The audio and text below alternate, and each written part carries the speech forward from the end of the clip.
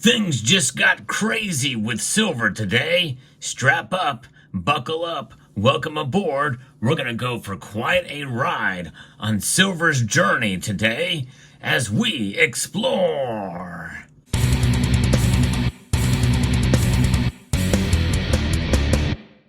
And quite a journey it had. $1.55. That's the number I want you to keep in the back of your mind as I talked about what happened in the silver markets today. But before we get to that, I'm going to explain what happened economically, which contributed to this, and silver's reaction. I'll give you a hint. It's one big middle finger. And stay tuned also, because I'm going to show you some silver that you have never seen before in the flesh. We're actually in video, so stay tuned for that. Gold and silver prices are lower in early U.S. trading on Friday, but that's so 6-7 hours ago, in the aftermath of a major U.S. economic report that came in stronger than expected and falls into the camp of the monetary policy hawks. Yes, indeed, gold was down and silver was down as well. In fact, silver was down, 40 cents or so.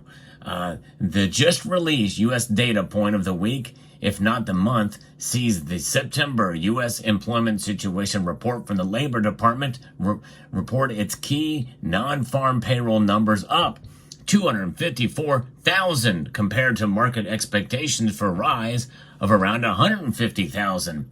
The overall unemployment rate for September came in down at 4.1%, which was also slightly lower than expected. This is a strong report, said CNBC's Rick Santelli. Today's jobs data likely takes off the table any notions the Fed would cut its key interest rate by another half a percentage point at a FOMC meeting. I think most of us know that. It's likely going to be a quarter point, but they still probably likely will cut rates. Now, this is these numbers, don't surprise me one bit, not one iota. Well, because it's election season, and we know what's in effect. The chefs at the Cook the Books Club indeed are cooking up something quite delicious for the administration, for the power brokers, for the establishment, the administrative state that they want to keep intact, and hopefully it'll make you forget about those 818,000 jobs that were revised downwards before. Which means that after the election, well, they'll probably say, well, we made a big oopsie here, and we're going to have to take back, it's a little recall on the food, little food poisoning happening from the chefs at the Cook the Books Club, little salmonella of political data they put in there, and that's just it. I have no faith or trust in the BLS, the Bureau of Labor Statistics. Notice the two letters that are alongside the L, the B and the S. Bravo Sierra, indeed. That's what's happening. Kitco is also reporting here that Asian and European stock indexes were mixed overnight, and Chinese markets are closed for a holiday this week. U.S. stock indexes are pointed to higher openings when the New York session begins.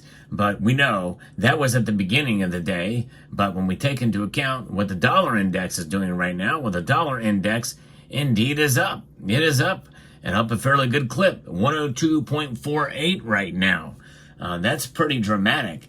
That being said, silver is, moments before the markets close, silver is the only metal that's up other than palladium. Gold and platinum are down. Yes, so it's green, it's red, green on the charts for Kitco. We call that Christmas for those of you who are familiar and frequent my live streams on Sunday night. We watch the markets every Sunday night to see what's going to happen. And of course, the holiday, I don't know if that means that Monday is going to be a holiday or today's a holiday in the Asian markets, but it'll be very quite interesting to see what happens there. So what happened? Remember the number I told you at the beginning. $1.55. That is the amount that silver moved today. It was at a low. It fell after this report came out. It fell to $31.46, well below $32 an ounce. It has since recovered and shot back up in a high volume trade to over $33 an ounce. That's right. The high of today was $33.01. That is crazy, folks. And even though it was very quick and we started to see it pull back some of those gains, it is still up today. Silver is strong. In fact, this is the second day that it has defied the dollar and gold and moved in the opposite direction of gold, meaning that the gold to silver ratio has narrowed once again. Still extremely high. It's at 82.44 now. But I think if we get under 80, I think that is another psychological number that I think we can celebrate for silver. And you know what? For many of us, it's about freaking time. We've been waiting for this for quite a long time to see silver outperform gold in such dramatic flair. And this is the second day it's happened. Now, that does not mean that this trend will continue. We very well could see next week get clobbered again in the silver markets. Who knows? But nonetheless, at least for now, we can celebrate. And we know there's still risk aversion at the general marketplace.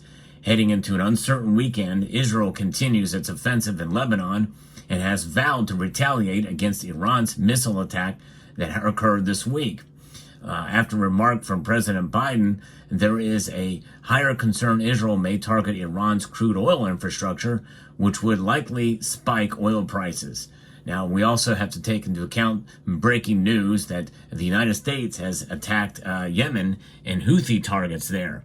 Houthis are also backed by Iran, so that is the United States actively engaging a proxy rather than a defensive measure, such as was the case not only with this barrage of missiles from Iran, but also the previous barrage, in which there were no deaths there as well either. But nonetheless, this is something that very well could be another marker to potentially escalate things in an already hot and heated situation there in the Middle East.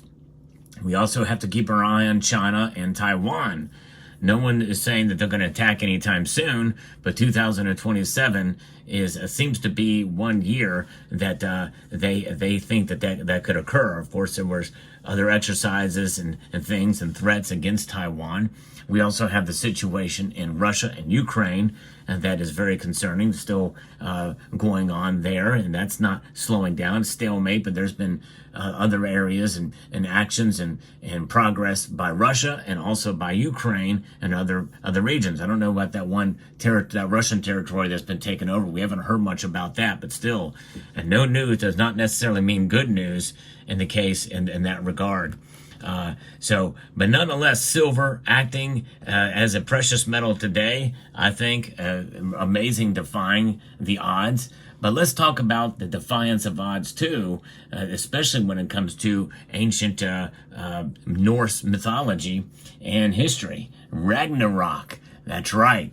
What a transition this is. We're going to be talking about now a new product from Germania Mint. That's right. It is the Ragnarok. This thing is something else. This is quite an offering that they have. This is the 1 ounce black silver BU. This is the skull piece here. As you can see, it has been blackened silver, and I'm not sure exactly what it has been coated with here, but it is fascinating how they are able to do these different finishes on these products here. This is the first coin announcing the new Ragnarok series from Germania Mint.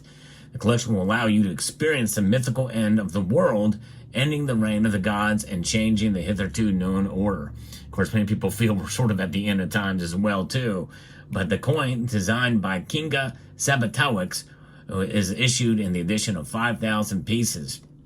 And on the obverse, we have the skull chases the sun across the sky, who's one of the descendants of the Fenrir, which is another series that Germania Mint has done.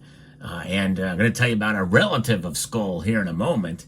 The reverse features a symbol of the sun and the two-headed eagle. This is what I refer to as a fantasy coin, 5 mark, the denomination, which is how kind of what brought Germania to its fame, but it is a beautiful piece indeed. The symbol of the sun and the two-headed eagle, the bicephalic eagle, the coat of arms of the Germania Mint, and some nice decoration there too. And their famous, really reticulated backdrop here, which really gives it a sense of quality and texture, which I love about the Germania Mint and what they do. This is a reeded edged piece, and it's a wonderful, cool little finish here. And again, it is silver, but I'm not sure. The finishing is what's known as black silver, but I'm not sure what the coating is on that. It doesn't say in the specification. But this is really cool. Yes, he has a brother, Ragnarok, the skull and Haiti, or Hati Germanus, 1 ounce, 2 1 ounce, 4/9 fine silver coins here, or fantasy coins. Comes in this awesome packaging, and you can see there what the Germania Mint is famous for. And this shows the two pieces here together. One of the first, I don't know of any other mint that does this, that has these pieces like this that show, we can have them, a sort of a storyline here that shows the two pieces, skull and Hati, as we see here in this offering. These are gilded pieces that are just absolutely amazing. Gilded and also a blackened, it looks like, yellow, gold, silver, ruthenium. And ruthenium very well may be the blackening that we see on the other piece there. But this is just amazing. You can see there the reverses of these, and the quality and craftsmanship that are on these two pieces, showing skull and indeed Hati, and the two brother wolves there. Germania Mint was very kind to send these along to me for review and to show you, and they will be available at your major dealers sometime soon. These are advanced notices or advanced offerings here that they're showing here. So let me know what your thoughts about that in the comment section down below, and what your thoughts about silver doing what it did today, $33 an ounce. You know, that we haven't seen that number in a long time, so it's a reason to celebrate. I'd like to extend a multitude of gratitude to each and every one of you for taking the time to watch this video, and to encourage you to please rate, share, comment, and subscribe.